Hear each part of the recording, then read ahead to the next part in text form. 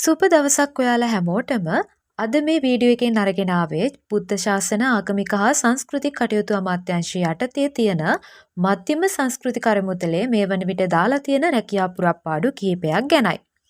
ඉතින් මේ සඳහා දිවෙන පුරාම ශ්‍රී ලාංකික පුරවැසියන්ගෙන් අයදුම්පත් කැඳවීම දැන් සිදු කරනවා.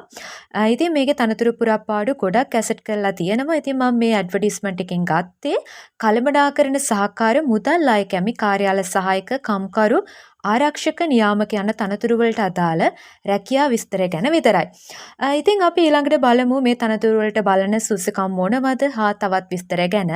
එහෙනම් ඉතින් ලයික් එකක් දාගෙනම අපි යමු වීඩියෝ එකට.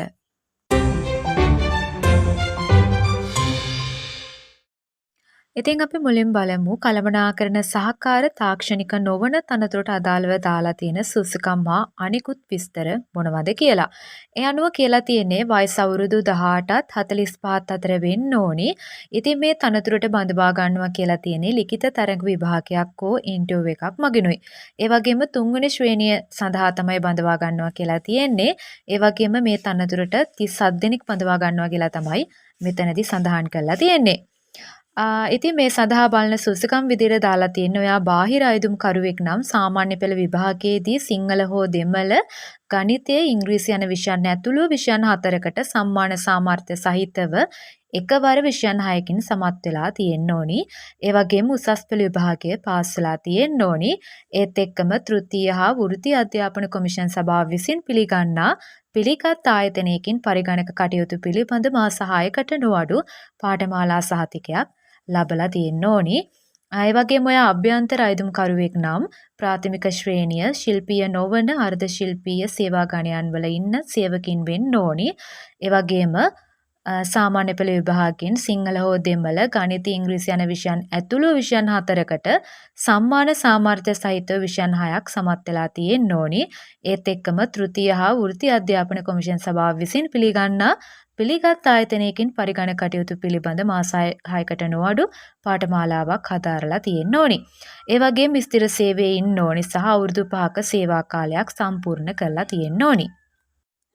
ඉතින් ඊළඟට දාලා තියෙන්නේ මුදල් අය කැමි තනතුරට අදාළව බලන විස්තරයි.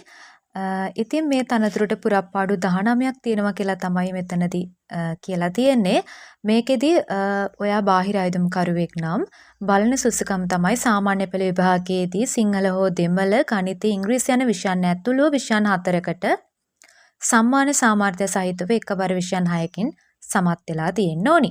ඒ වගේම උසස් පෙළ විභාගය සමත් වෙලා තියෙන්න ඕනි. ඒත් එක්කම තෘතීය හා වෘත්තීය කොමිෂන් සභාව විසින් පිළිගන්නා පිළිගත් ආයතනයකින් ගිණුම් කටයුතු පිළිබඳ මාස 6කට නොඅඩු පාඨමාලා සහතිකයක් ලබලා තියෙන්න ඕනි. ඉතින් අභ්‍යන්තර අයදුම් කරුවෙක් නම් සඳහා බලන සුසුකම් තමයි ප්‍රාථමික ශ්‍රේණිය ශිල්පීය නොවන අර්ධ ශිල්පීය සහ ශිල්පීය සේවා ගණයන්හි ඉන්න සේවකෙක් වෙන්න ඕනි.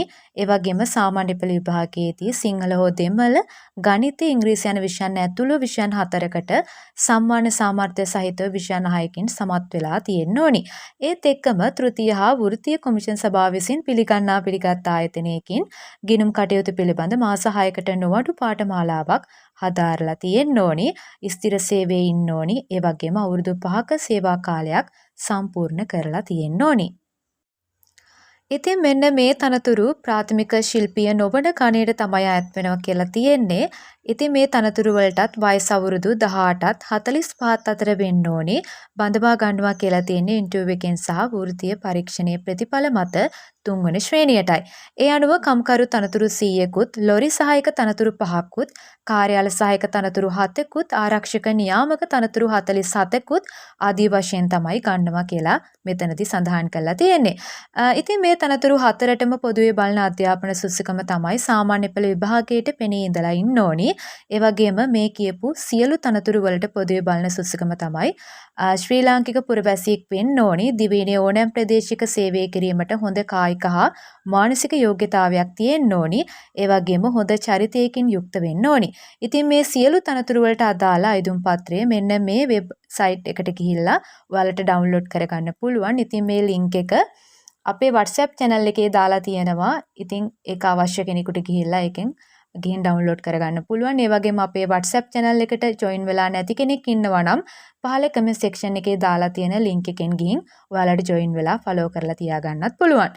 ඉතින් මේ තනතුරු වලට අයදුම් කරනවා නම් සම්පූර්ණ කරන ලද ඔයාගේ අයදුම් පොත සහ අධ්‍යාපනික සහතිකවල පිටපත් සමග දෙසැම්බර් 30 වෙනි දින හරි ඊට කලින් මෙන්න මේ ලිපිණයට රෙජිස්ටර් පෝස්ට් එකෙන් යවන්න තමයි ඔයාලට තියෙන්නේ. ඉතින් මේ වගේ රජයේ රැකියා ගැන එසෙනින් දැනගන්න ඉතින් ඔයා තාමත් අපව සබ්ස්ක්‍රයිබ් කරලා නැත්නම් දැන්ම සබ්ස්ක්‍රයිබ් කරලා තියාගන්න. ඒ වගේම මේක තවත් කෙනෙකුට දැනගන්නත් ෂෙයා කරන්න.